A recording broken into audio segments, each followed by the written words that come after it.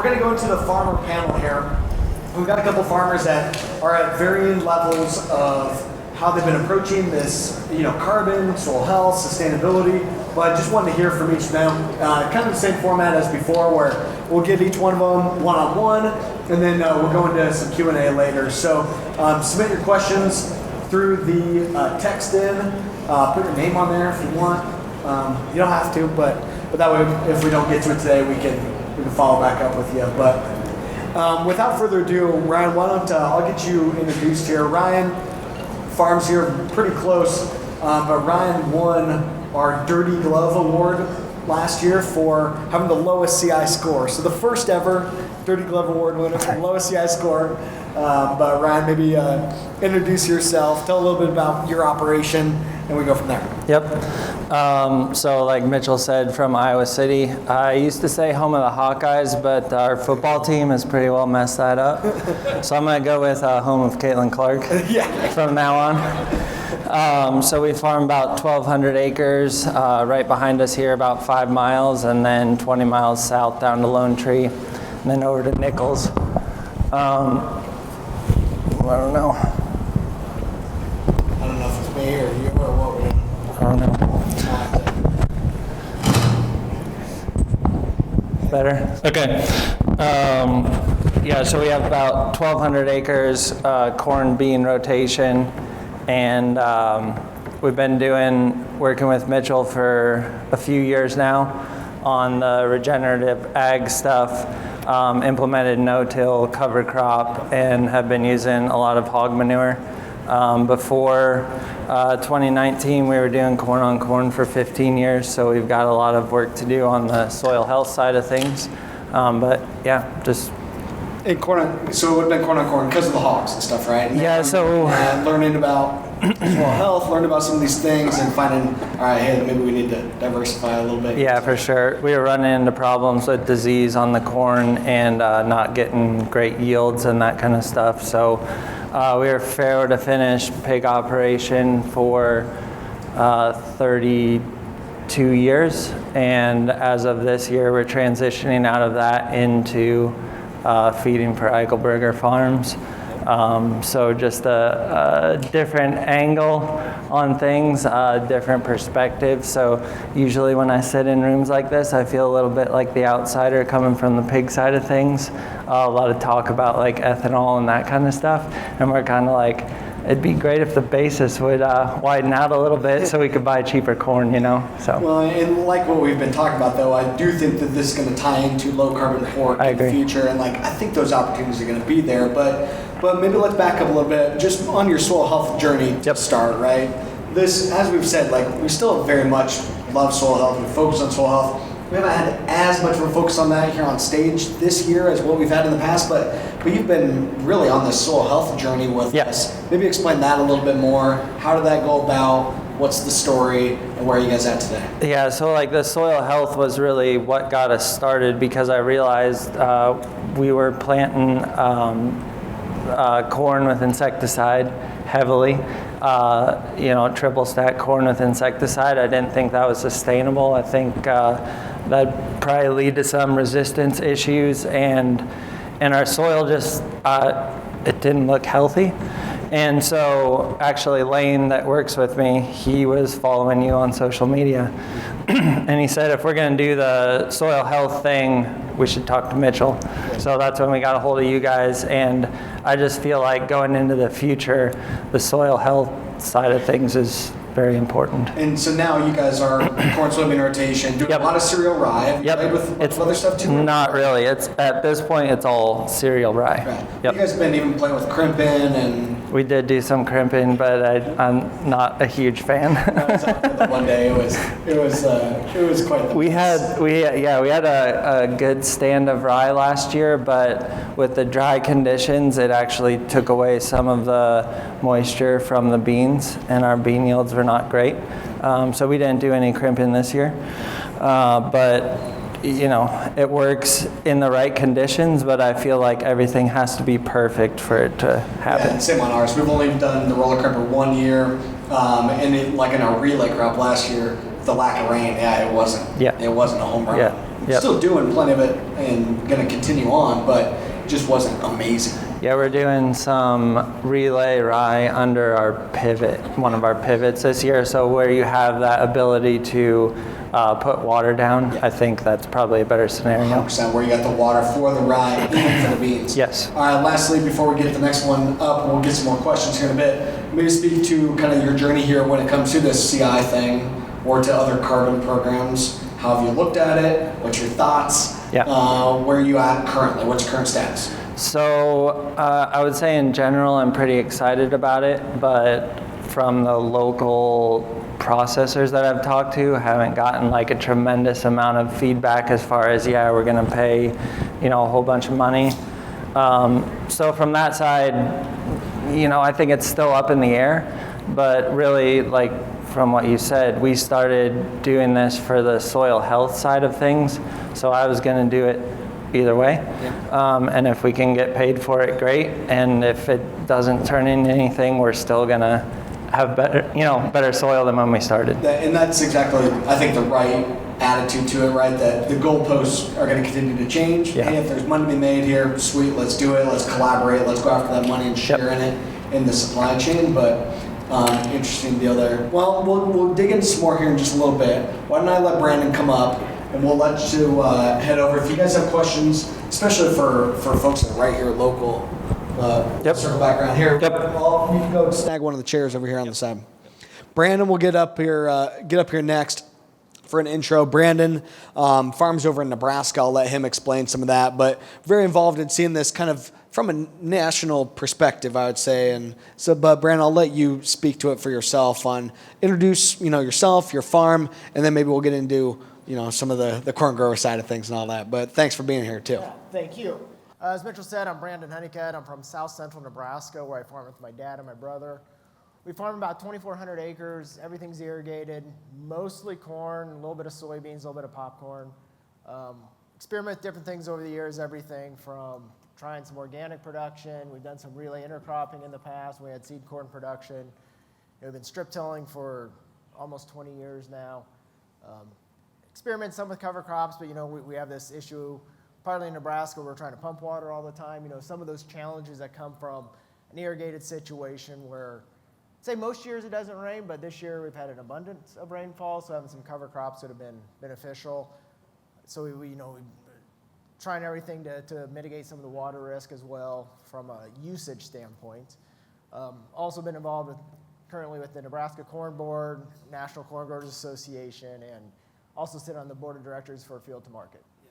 Maybe explain that a little bit, especially as it ties to your approach on monitoring carbon and these programs over the last multiple years. Maybe start with that, kind of what you've seen over the last multiple yes. And with Field to Market, obviously they've been really early in this space and sustainability, but maybe just kind of your take on how things have gone over the last couple of years and brought us to this point. Sure. So Field to Market, for those who don't understand Field to Market, it's the Alliance for Sustainable Agriculture. So basically we're a collaborative group ranging everything from farmers to some of your big multinationals, trying to just figure out what the sustainability space is, what the regenerative ag space is, what's going on out there. They have different projects that go on throughout the United States. Maybe some people in here have been involved with some of the companies that do that. They have their field print calculator that measures your sustainability.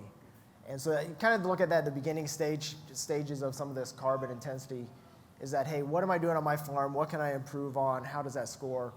And I think from a national standpoint, we've seen over the last couple of years just this whole figuring out what the carbon space is, how is it going to play, how is to make sure that we're not pitting one state against another state, one farmer against another farmer, what's in it for the long term.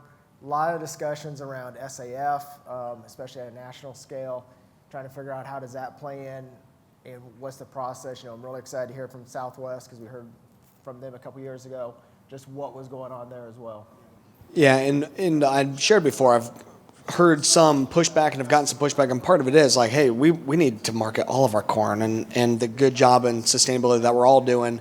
And now we are putting a number to some of this, which can create kind of some winners and losers. But I don't know, what's your thoughts on where the puck is going here when it comes to telling our story, and your angle or your thoughts, I guess, on how do we prepare and what Yeah, that's a great point, because there's a lot of that discussion. It was going on just recently within Nebraska, because we're looking at how do we figure out our own carbon intensity. What is it? Let's take some of these factors in that Nebraska is specific on when it comes to irrigation. How does that relate to the I states, for example? Those places that do get abundance of rainfall versus whether you're using electricity, diesel, natural gas, ethanol to fire up those engines to run the pivots. How does that relate? But how does that long term? Does it pit farmers against farmers? Really, I don't think it does. I think it just changes the way we have to think about farming. A lot of us don't want to change. We don't want to look at it. We've always done something the same way, but there's always a way to do it better. I think what this will do is just speed up that process of, okay, maybe it's that change I can make. It's that incremental change, whether it's no-till, whether it's strip-till, cover crops, just try it on some acres. Is it going to pit some? Maybe, but I think if this is what the industry wants and this is what the industry is asking for, we have to make the changes necessary to get to what they want. Well, and as we have been sharing, when we go and score farmers, we're actually doing a lot better by and large than what we're given credit for. Now, there's some times where the score isn't great, and okay, we need to improve, but it's all about continuous improvement. I think to your point, like, hey, if this is what the markets want and this is what the consumer wants, all right, we've got a story to tell, and we can fit in to do that. But especially in your neck of the woods, you got a lot of ethanol plants out there, and you were getting on the Nebraska, always forget what you guys call it, Nebraska Department of Energy and Environment, is that what you guys call it? They've got a grant, and they're focused on CI as well. So, I don't know, you're seeing it kind of at a variety of different levels.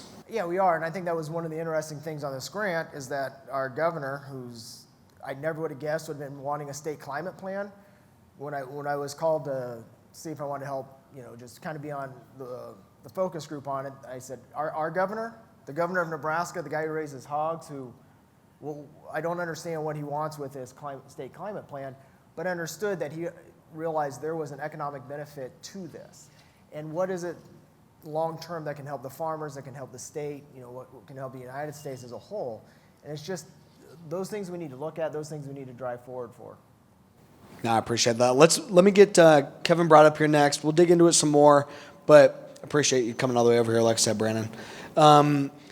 And Brandon came a good long ways of our speakers. He's not the furthest away, but maybe one of the longest drives anyway. Still plenty far. Kevin's one of our local guys. I'm excited to have Kevin here.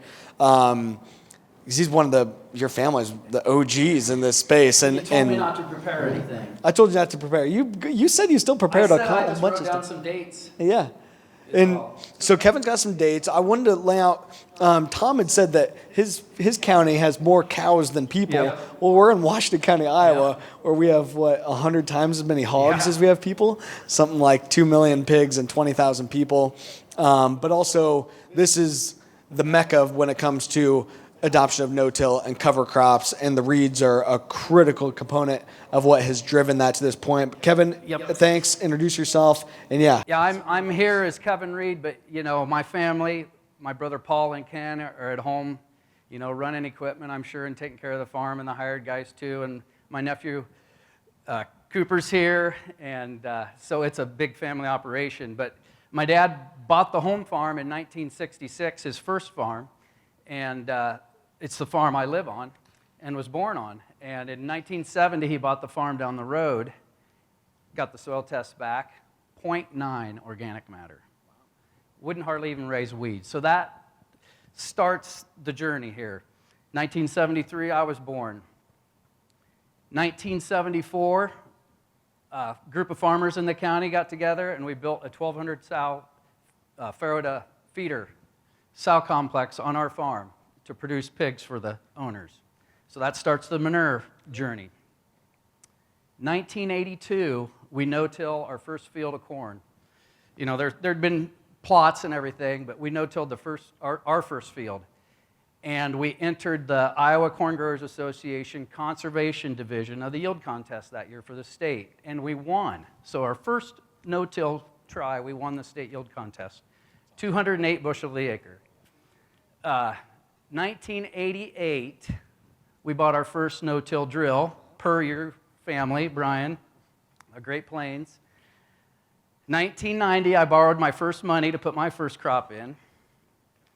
1993 was the flood year. pivotal year for no-till because we had been trying to no-till in '93 and all that water, and we saw how held hostage the no-till planter unit was by wet soils. And we had to break the finisher out there in May once it stopped raining.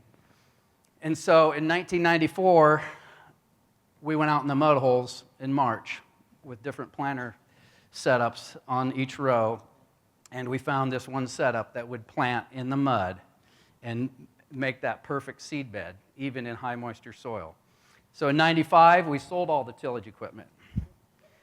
And in 1998, I bought my first farm, and I carried buckets of night crawlers out on that farm and seeded night crawlers across that farm. So that was my passion back then. So then in 2001, we were awarded the No-Till Innovator of the Year award by No-Till Farming in the equipment design. We didn't design any equipment. We just were passionate about the no-till planter arrangement and did a lot of public speaking back then. My brother Paul did. 2002, sold our first carbon credits. I think it was a 3-year contract, 90 cents an acre. In 2007, my dad and son were in the National Geographic article on soil health in a soil pit on our farm, so that was pretty cool to look back on that. In 2009, I bought the first farm's backhoe and tile plow and really got my hands dirty in the soil. 2014, bought a drone. My goodness, to be able to see the farm from the air every day was great. And then you crashed that drone, or yeah, that first one got crashed on the high power line. On the I had to call you out, Kevin. Tractor parade, yeah. I wasn't paying attention. In 2013, we put up solar on basically all the hog buildings and even our houses. In 2016, we ran our first Haney test with you. In 2022, we closed the sow unit and sold the sows, and those buildings are being repurposed now as we speak. And in 2023, we sold some more carbon offsets again. That was impressive. Good job, Kevin. Kelly, you got your dates all organized here? All right, good. Okay, one quick follow-up here, Kevin, because that was very good. The question always is, okay, in 1982, you started no-tilling. Why? Why was it back then the push towards no-till? Again, the environment in Washington County, we'd seen neighbors try it, and there was these field days starting in, I think, the late 70s, and we'd got enough courage to go and try it. And it was just a no-till coulter. I think we broadcast some manure on that field, and then we did some side dressing on it, and a magic corn hybrid from Pioneer might have been part of the equation too, 3377, but everything fell together, and so it might have been an act of God to set us in that motion to launch our passion for no-till. No, that's great, and especially like I said, in Washington County, there's this big, long legacy of this, but it's taken years and years, and now we're seeing the pickup of cover crops and those kind of things, but it's because it's been going on for generations, and you guys have been right at the front of it. Meetings and sharing ideas. And it helps with the joke is that when you're related to half the county, you can share. Yes, you go far back enough. Anyway, You'll good find stuff. a relation. Good stuff, Kevin. Let me get Kelly up here. If you got questions, we'll get over to those here in just a minute. But Kevin, really great work there. We'll get Kelly brought up here and wrapping up this intro side of things. We'll get into some Q&A with these guys as well. But Kelly is one of the OG guys in this at least the new era of carbon credits. Kevin was talking back in the Chicago Climate Exchange stuff, kind of the first era. Now this new area, though, Kelly Garrett's the guy. And Kelly, it's been fun to hang out with you and learn a lot. You have a lot of different hats going on. I'll let you introduce yourself, though. Take it from there on the farm, but maybe some of your other hats you're wearing, too, from an intro perspective. I'm Kelly Garrett, western Iowa, 9 miles west of Denison. It's about a 4-hour drive. 100 miles west of Ames. We're in the hills. It's remarkably flat here. I would tell you that. We don't have to worry about any ponding in our fields. We worry about the ditches. We have some 20% slopes, 23% slopes, things like that. We have hill codes on our combines. That's something Mitchell probably doesn't know about. I'm generation number 6. We started in 1881. My mom and dad are still involved in the farm. They're starting to slow down. Two of my sons are on the farm with us. We farm about 7,000 acres. We have a cow-calf herd. We have a trucking company. Recently, we have GLC beef. We process part of the cattle and go direct to the consumer with the Black Angus heifers that we raise. I am a founding member of Extreme Ag. Extreme Ag started March 1st of 2020, and it was, started out as a peer group for farmers to learn from each other. And since then, we've picked up sponsors, different things like that. We now have a TV show, and it really is just a peer group. And our mission statement is to help farmers improve their ROI. All of the owners of Extreme Ag have a bit of notoriety in the NCGA yield contest, things like that. We'd be asked to speak at different things like Hefty Brothers, Ag PhD, and that's how we all got to be friends. But Extreme Ag isn't about the high yields. It really is about the ROI. And the high yield acres are the research acres. And we really go to the extremes at times, trying to learn something new. I feel like if you don't do something radical, you're not going to learn anything. And part of that ROI, right, going into the carbon credit stuff. Yep. Tell that story. Like I said, in this kind of recent era of carbon credits, you've been able to arguably maybe the best success of about any farmer, to be honest, in this space. Yes, I remember back in 2002 being part of the other carbon exchange that Kevin talked about, way back. I remember Dad and I got a small check, and then the next year they said, well, they didn't trade, but they sent us an invoice. And that was pretty unimpressive. And when they told us we were going to sell them, and we got one small check, and then we got one larger invoice the next year, that's typically, that's why farmers are skeptical. It seems like we're sold a bill of goods a lot of times. And, we started, like I said, Extreme Ag March 1st of 2020, and in May of 2020, some representatives of the Nori marketplace contacted Extreme Ag, and I'm supposed to say they're looking for an early adopter. In a farmer term, I say they're looking for a guinea pig. And somebody that was willing to go through and be the first farmer to sell their credits in the open market system. And so, we thought the only thing we were going to have to invest was time, and it took about 55 or 60 hours to compile all the data. And we sold the first carbon offsets, and this from the years 2015 to 2019. They were going to be worth $15 a credit. We had 22,741 credits, something like that. And Shopify made the first purchase December 1st, 2020. They bought 5,000 credits. We got a check for $75,000 to offset their Black Friday emissions. That's what the promotion was. It took Nori until about Labor Day of 21 to sell all the credits, and we got a total of $341,000. That'll work. So you had another story too in the carbon credits. I don't know if you're obligated to talk about it, but it's still an important piece. And then in January or February of 21, I never would have dreamt the journey that we would go on with the carbon credits. December 23rd, 2020, a reporter came out. A reporter came out in the middle of December, right after that first purchase, from the Wall Street Journal, and we were hauling manure, and she was so happy that we were hauling manure, and then she fell down in the manure because she was walking around. And December 23rd, 2020, we were on the front page of the Wall Street Journal business section. And I can't count how many podcasts, how many speaking engagements, how many magazine interviews since then from selling those carbon credits. And then a friend of mine works for Truterra, and they were having trouble filling the first Microsoft contract. So then Extreme Ag became involved with Truterra, and I had sold only half of the farm, about 3,000 acres on the Nori marketplace. So then we sold the other half of the farm on that original Microsoft contract, and we sold about another $200,000 worth of carbon credits. And I remain involved with Truterra to this day, and now we're also Extreme Ag. We're involved with ARVA as well. No, I love it. All right, let's transition over to our deal. I've got a gazillion different questions, but I know if we don't go over there we're going to run out of time. So let's go over there.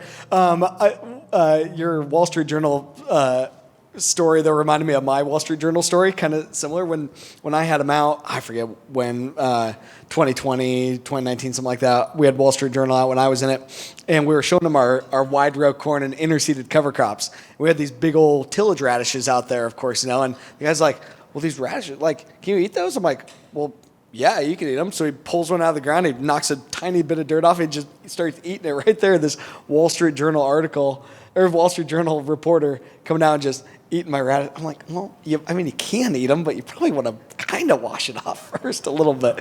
Whatever. He's fine. He's never been back to the farm again, but I don't know. Okay, so there's a bunch of questions here. I'll try to crank through. I don't know how much time we've got, but probably not going to be enough. Ryan, there's one that came in for you. How are you going to manage the value of this 45Z value on taking corn into biofuel versus the feeding it to the pigs? But it's my understanding because you're out of that, you don't have to deal with that anymore, right? Or Yeah. Speak to that, and Kevin, I'll follow up. You're kind of in not the exact situation, but kind of similar. But what's your thoughts on figuring out how to find the value? Yeah, that was one of my concerns when we were feeding pigs, when you started talking about this actually, was how are we going to attract corn if we have to pay a premium, or if ADM's paying a 50 cent, 75 cent premium, how are we as hog producers going to attract corn? Yeah. So how do you balance that? I don't know, but I think low carbon pork, coming down the road is probably an angle. I don't know how the hog producer is going to be able to justify paying a premium. It's almost going to have to come from the packer, Tyson or Smithfield or something. And that's exactly what I'm seeing too, is the hog producer can't pay a premium. There's not margin in hogs today, and Kevin, I'll let you speak to it too, but it's got to come from the packer or even beyond, and that's why I show the financial sector and the investors and the folks that are really pushing all this. I think that's where it comes long term. But Kevin, any thoughts on that? No, on the you're hog right. side? It has to come from a lot higher up. There's not enough skin there to start pushing more price. Kevin, a follow-up question on yours. Great question here. What's the current organic matter on that field that you guys bought when it only had 0.9% organic matter? So I think, what do the books say? A generation to raise it 1%. I don't know what you want to call a generation, but I think it's at 4 to 5 right now. So from 0.9 to now 4 to 5% Yes, organic yeah. matter. But that would have been over what time? Yeah, frame? it's basically 60 years now. Time Okay, marches but it's on. been, yeah. So long time frame, but Yeah. sitting really good now. What's your, maybe a quick follow-up on that? What do you think a lot of this organic matter in our neck of the woods could be? Or what's your target? What do you think, I mean, what do you want to get it to? So pastures an example, one farm, the family said he could never crop it. He could always farm it, but he had to raise cattle on it. So that family's farm, it played out and it sold, and the landlord bought it and said, hey, go farm it. And took soil tests on it, and they came back that fall, and they said, oh, they're incorrect. They were all 7%. I mean, we've never even had a 7% on our good ground. Here's a hilly cow farm, and so it was just black dirt everywhere. That's awesome. And it showed us, just the soil structure and what tillage has done. So yeah. So that's a goal. No, I think we can get there. On ours, I think some of the highest I've seen on ours, we're in the 6.5%, right? We've been at this no-till stuff for quite a while, hardcore for about 12 years now, dabbling in no-till since 1978, but I think with the cover crops, it's picking up and able to go a little bit more. Okay, so one of the questions coming in, and Ryan, I'll start with you on it, and then Brandon, I want your thoughts too. For farmers that are newer to these soil health practices, how do you get started? What's your kind of take on that? I'm sure there's a lot of folks that are maybe listening to some of the stuff saying, all right, well, I'm really kind of unsure about this whole no-till cover crop thing, but okay, maybe there's going to be some opportunity that would financially incentivize me to make the change. What would be your thoughts on how to start on making that transition to more soil health practices? Just start small, start on 40 or 80 acres. And I laugh because I think I said on the podcast that I did with you, I just watch videos on YouTube and Instagram and tell Lane, hey, we should do this. So there's a ton of information out there on how to implement it. I'd also go to NRCS and see what they can do for you. Right now we have an EQIP contract that pays $35 an acre, which helps, with that upfront cost of implementing it, because the cover crops come with a cost. And then once you get into it, you can produce some of your own seed if you want to. And just come to events like this and ask questions, I found that everyone's been very helpful. That's good. Yeah. And there was a follow-up there. You had mentioned before, we've been part of that journey, but maybe explain kind of how did that tie in, I guess, too, on, you did the Haney testing stuff. Was that at the very beginning? Or where did some of that tie in on the data, or? I don't know if that was after maybe the first year we started to get into that. We weren't as into it when we first started, but just over the last couple of years, we've really gotten more into that data, making sure that our data is actually good, trying not to miss, fields, forget to flip switches, that kind of stuff. So. Yeah. Brandon, maybe the question to you on the transition to soil health practices, especially in your neck of the woods, is going to be tougher than in our neck of the woods, where we're typically in a 35-inch rain area is our zone. But maybe speak to that a little bit on what are you seeing from a transition to soil health, and how is this CI thing playing a part? Yeah, I think there's a lot of those challenges in our area, as I mentioned before. Just we're a drier climate overall, but the challenge is where that works out. Trying to talk to those people around us, see what they're doing, realizing that what I'm doing or what's going on in Iowa or Illinois cannot necessarily translate to Nebraska. So trying to figure out those people I can talk to, whether it's local farmers, corn growers, soybean associations, going to Commodity Classic, those kind of places that you can run into people who are doing these things more in your area. But I think ultimately it's that conversation of how do we tie soil health practices to carbon intensity, but without mixing the two up. I think sometimes we get locked in, okay, I need soil health practices or I need carbon intensity, and we kind of get lost in it. I think there's a lot of farmers that end up just saying, I'm not going to do either one because I don't understand either one, instead of just focusing on what can I do to improve my soils, whether it's increasing the soil organic matter, keeping it covered, water infiltration. Just focus on that and your carbon intensity will come.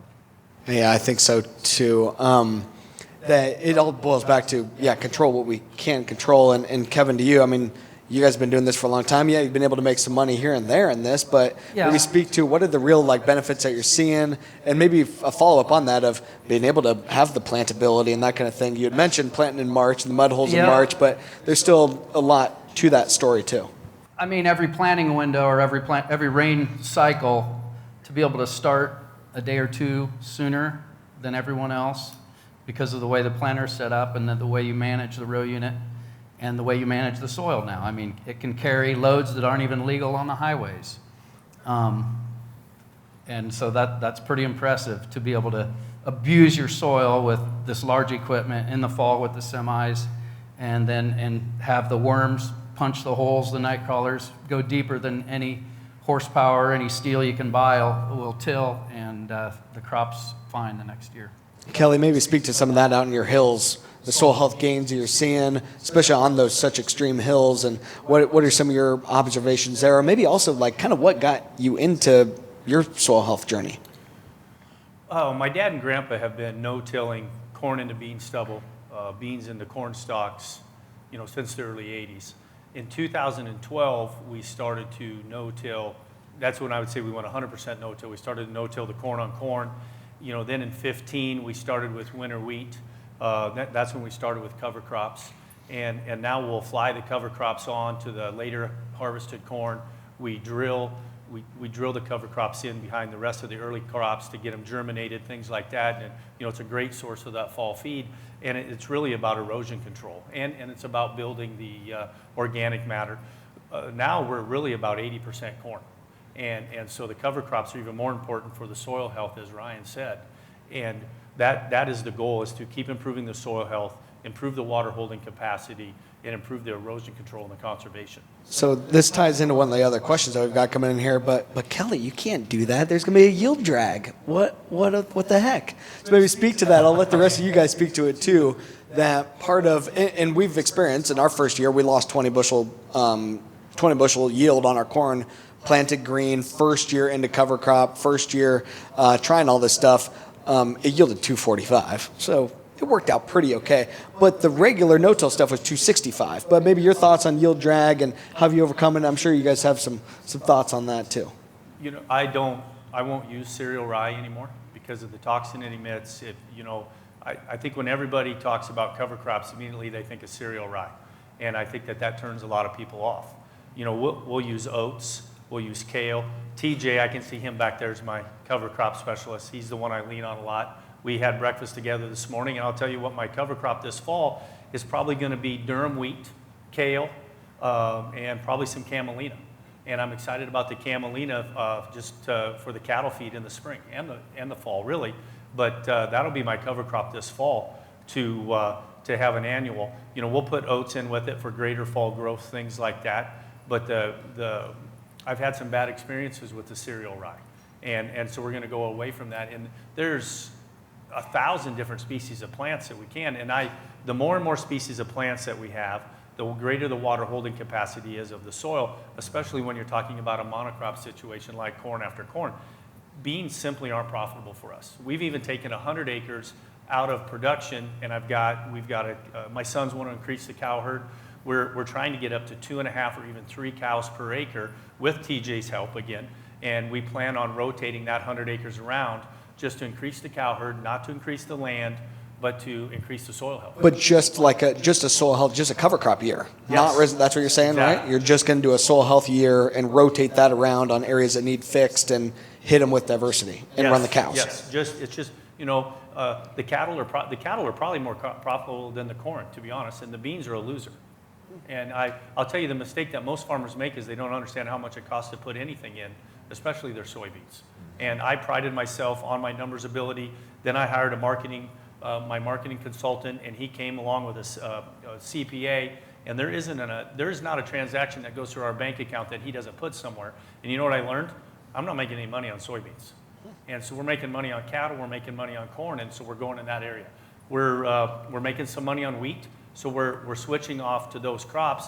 I want to be a moneymaker above all else, and that's where, again, it's about the ROI. You talk about the yield drag with extreme ag. I've got the 3rd highest yield ever recorded in the state of Iowa in 2021, 388 bushel, and that's my passion. Francis Childs is at 442, and I want to break that. But I want to break it in a regenerative way just to show that that's a bunch of crap, that there's a yield drag. That's awesome. Kevin or any of the rest of you guys, any thoughts on what you've seen from yield drag versus overcoming it, and thoughts on that? Because part of it being, again, as more people look to transition, or as we're like, hey, we want to push for low carbon intensity, but are we going to sacrifice yield? Your take. I mean, when you're jumping into it, if you're completely green and you're going to take the plunge, I mean, no-till, buy some attachments, talk to your neighbor that's successful, and if you're going to choose one field, wait for that perfect dry day, and so that you do get started on the right foot with no-till, and then get into the cover crops. Maybe look at something other than a cereal rye because of the toxin, or terminate early. Before you get into the really building effects of the cover crops. And so you guys know what they're talking about is the allelopathic effect of cover crops, or especially the carbon to nitrogen ratio, the impact of that, the carbon penalty. That's where you're, just for clarification on the, you guys have both said the toxin, right? Well, I don't want to scare everyone, still come to the farm later, But you guys, any quick thoughts on yield impact? We had a seed corn production field one year, and we grew rye going into that seed corn production yield, and the company was not very happy with us because the rye got about this tall, and we just looked at them and said, trust us, which is probably never a good thing to say to a company like that, but we'd strip-tilled it, and it was the best seed corn we had ever raised on that field especially, but there was no yield drag. we'd always heard in Nebraska that, well, it dries the soils out. We have the agronomists saying that, so we kept soil moisture monitors out one year, all winter, and those soils were perfectly fine the next spring. So, all those challenges that we heard, we had data to prove they were wrong, but, it's still hard to get people to understand that that's not the case. And I mean, Ryan, yeah, your thoughts. I think part of it, you had said it before, starting slow, but I mean, on our farm this year, we planted a bunch of corn into 6 foot tall cover crop and planted green and killed it later, and we're just tickled at how good it looks. You can drive around the county today, and it kind of sets you back. You're like, man, I hope that guy knew what he was doing, because it looks wild. Oh man! All right, buddy. Good luck, especially if you're new to it. But I mean, you've been able to learn really fast. I think one of the problems that we ran into is if you plant it green and then you try and spray it right away, you're not going to get a good kill. Also, if you mix 32% with your burn down, not a good idea. So those two things we learned last year, the 32% broadcast with the burn down, it just didn't work. What was your rate on that 32% though? I don't remember what it was. So, because one of the things we've had huge success with is 32% with the burn down, but it's because we're only using like 3 to 4 gallons. Yeah, we were higher than and that. Some we're a little bit heavier, Yep. but there's a balance to it, right? If you go too heavy on your 32%, it'll not allow for the herbicide to actually translocate correctly. It'll burn it, and then the Yes, cover will come it comes back. So It's the same thing when you run over it with the planter, and especially right by the row, we saw that it wasn't killing the rye. Yeah, and to your point, you can't just run it over and then follow that No. with the sprayer, because again, it's not going to take in won't. that herbicide the right way. We usually say wait about 2 to 3 days at least, and then go out there and then you can get it sprayed. Yep. I've got a couple of questions, different things coming in here. I'll rapid fire on a couple of them, but does a cover crop count for CI if it's winter kill? And of course the answer once again is we don't know yet, but we know that they're going to utilize NRCS guidelines for local NRCS guidelines around species, rate, termination timing, that kind of thing. So talk with your rep and we'll work you through on exactly how that's going to work. Can we use John Deere data to feed into topsoil? Yes. We actually did a collaboration with a company called Leaf, who has the APIs to be able to connect it with a variety of different companies. There's a variety of them that are in the room that we're excited on collaborating with, being able to utilize these connectivity systems to not have to reinvent the wheel. Collect the data wherever you're collecting the data. We just need to get it organized to pass through verification. But good question. Marley, if hail or drought reduces your final yield, does it impact your CI score? Yield is part of the CI score. So that's why we're talking here, okay, using cover crops or using some of these things helps your CI score, but yield is a big driver too. If you have less yield, it hurts your CI score. Better yield is better for your CI score because it takes that carbon footprint and spreads it across more bushels. Okay, so then the carbon intensity per bushel is lower. All right, as we're working on wrapping up here, I want each of you guys, just kind of your take and just where's your head at when it comes to the CI thing? And be totally honest. What's your thoughts? What's your head at? Whether it be CI or just where this whole carbon thing is going. Where's your head at today? Like I said before, if it goes on the current route of 2 to 6 cents or whatever, I'm not super excited about it. But what I would encourage everyone in here to do is reach out to your merchandiser, Cargill, ADM. I reached out to GPC. Just have a conversation with them. And I think even if everyone in this room reached out, they'd be like, what the heck is going on, So just try and get that conversation started. At the end of the day, keep doing the right thing. When you call them, do not say, Mitch Hora said that my CI score is worth $1. I told them $3. It has to be, I do think you're right, that a small amount, it's not going to move the needle, right? And that's really the thing with the bundle approach on the climate smart practices. It's not going to move the needle, it's not going to get enough people brought to the table, but if we can find some common ground where everybody can make some, I think there's opportunity. But to your point, when I call ethanol companies, what I'm getting at and joking about, but when you're calling them, say, hey, I think I can produce your low CI crop, and I know you don't know all the details yet today, but when you guys have a program going, I'd love to talk about it, or would you like some feedback or some help? That's what I did. I told them that, and I told them what my score was. Yeah. Love it. Your thoughts, Brandon? Yeah, I think it's one of those challenges to Ryan's point is that the dollar amount's not very much. It makes it hard to really get excited about it. But I think this is where it's going, and we need to understand it. So everybody needs to take time to learn it, just kind of figure out where it's going, because it's not just in the ethanol world or the animal world, but I think it's going to be, as we're looking at trade and we're looking at those areas around the world where we need to move grain to, and what are they going to require in the long term. So I think it's one of those things we have to understand and figure out how it's going to impact our own farm and those around us, and just stay in conversations about it. Kevin, your thoughts? I mean, Continuum, you guys are driving the spaceship here, and I'm on a front row passenger up here right now. So that's my thoughts. So hopefully our spaceship doesn't like crash land. Is that what you're pick saying? your movie, which up or which down. Yep. Kelly, what do you think? You know, being involved in the sustainable space for 4 years, I've said many times it's a wild, wild west with all the different carbon markets, things like that. And as much as I hesitate to say it because the government screws so many things up, until the government gets involved like they have now, there's never going to be an accepted metric or an accepted science. And they still have a chance to screw it up, but so far things are coming along satisfactory, I would say. And I think in 5 years, almost every product we buy, especially food and clothing, will have a CI score attached. You know, there's, because of Extreme Ag, there's a shoe manufacturer that we've talked to. They want to buy low CI cotton and low CI corn to produce shoes. There's different livestock groups that we talk to that want to get a CI score because they want to produce low CI pork and they want to produce low CI chicken. I believe it's coming. And I think as farmers, we need to tell the story. One of the partners of Extreme Ag is Temple Roads in Maryland. It's the Chesapeake Bay. And when that watershed started, they had to kind of reinvent the wheel to learn how to farm. And I believe the regulations that Temple has are coming here. And I think that we need to learn how to deal with that ahead of time rather than have to reinvent the wheel. And we need to, like Ryan said, we need to tell our story, and we need to tell the people that are making the regulations, we need to tell them what the regulations need to be. And we need to be involved rather than having it forced upon us.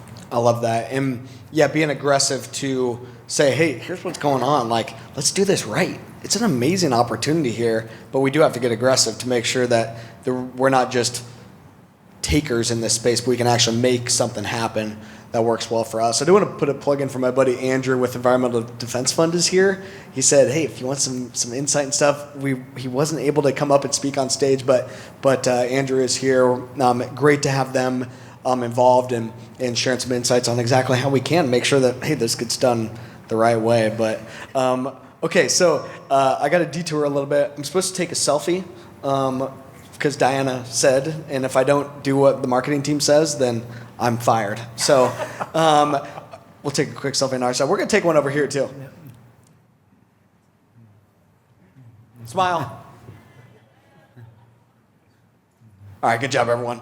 Let's give a round of applause to the panel here. Thanks, guys. Appreciate it.